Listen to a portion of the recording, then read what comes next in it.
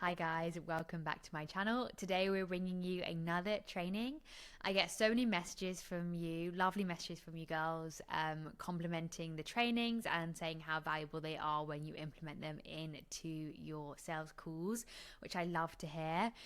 So I will keep making more. The next one that I'm going to be making today, if you haven't guessed it, is mastering your pitch. I get a lot of questions on how to pitch products and how to do it in a way where you're not word vomiting at the prospects. So I'm going to take you through this.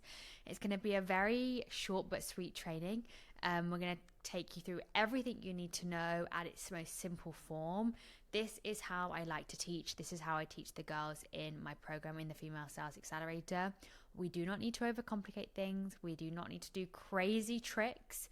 My approach is to make things as simple and as digestible as possible and make sure they are very results focused. So let's just dive in. I'm back at you today with my typing skills. So let's see how far we get. But number one, first things first, to master your pitch, we need pillars. Okay? So when I talk about pillars, I mean breaking the pitch down, breaking down what you're saying into chunks. So, for example, let's say if you're selling an Airbnb coaching, you would want to break down the mentorship into very digestible segments. So, an example of this could be, okay, so I'm going to break the program down into pillars to make this as digestible as possible. Pillar one, we have the A to Z blueprint of everything that you would need to set up your Airbnb and to scale your Airbnb. Pillar two is live training calls. Pillar three is all the contracts and agreements. Pillar four is the one-on-one training support. And pillar five is the network, for example. Now, you would go into each of those in a little bit more detail, but essentially you are like sub-categorizing each phase of the program.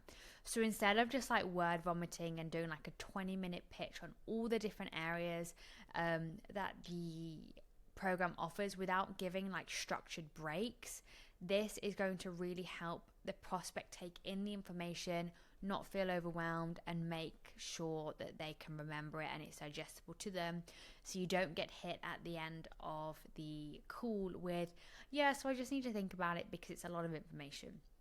We want to pre-handle that objection by breaking the pitch into pillars and allowing them to really remember the highlight reel of what you offer and what we offer within the program. Okay, so number two, we want to ensure we are doing tie down questions throughout. So what do I mean by tie down questions? Let me tell you. Tie down questions are basically follow-up questions and positive-based reinforcement to make sure the prospect is engaged. They're in the conversation, because if it's a lot of information, they can sometimes kind of like switch off. So we want to make sure they're engaged, they're in the conversation, and we're temp checking the prospect throughout. So what I mean by temp checking is temperature checking if the prospect is hot, medium, cold, for example. So an example of this is, how does that sound so far? Any questions on that so far? How do you feel about that so far? Anything where you're bringing the prospect into this information. I'd love to hear your thoughts. Like, what do you think of the one-on-one coaching, for example? It's really important to do this. I would say maybe every 2 pillars, depending on how many pillars you have to your program. Maybe if you've only got 3 pillars, after every pillar is, any questions on that, or how does that sound? Or what part of this do you feel will be most beneficial to you? I know we do that after the pitch too, but really just bringing the prospect into the conversation, making it a partnership rather than you just kind of telling them everything you're doing and making it more of a sales pitch. That is the difference. We don't want this to be like a sales pitch. We want this to be a solution to their problem. So by engaging them in the conversation makes them feel like it's more of a solution. Another thing, which is like a subsection to the tie down is something that I love, which is social proof. So that could be social proof in the sense of one of the other clients. For example, let's say if you're speaking to someone who works a full-time job and they're also a mum, and you have women in the program or men in the program who are full-time and are also a parent.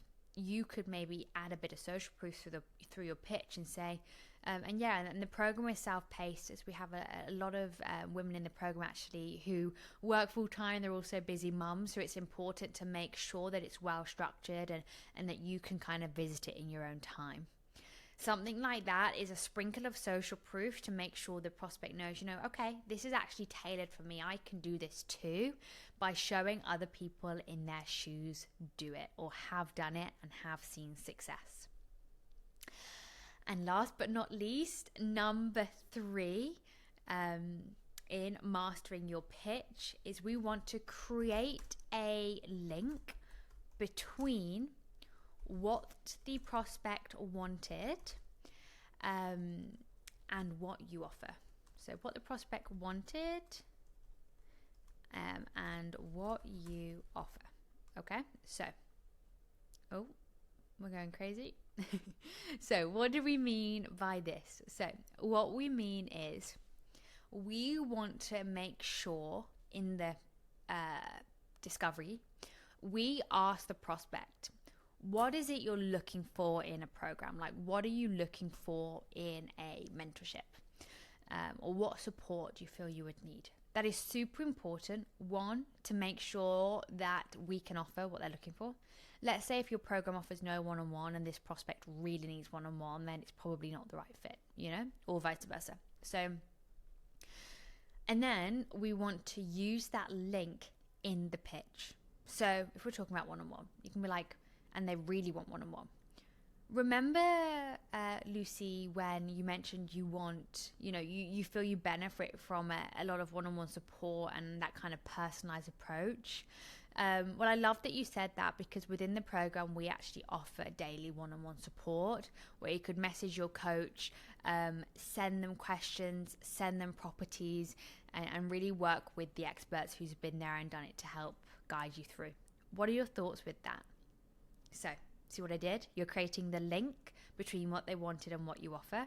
You're showing them that you really care and that you actually remember what they said. So remember when you said this is going to keep them engaged and feel connected. And then you are also adding a tie down question to that link. And that is the key to really building trust, rapport and connection throughout your pitch, so the prospect doesn't get bored, doesn't switch off, and really is wowed by the service that you offer, is really wowed by the product that you offer.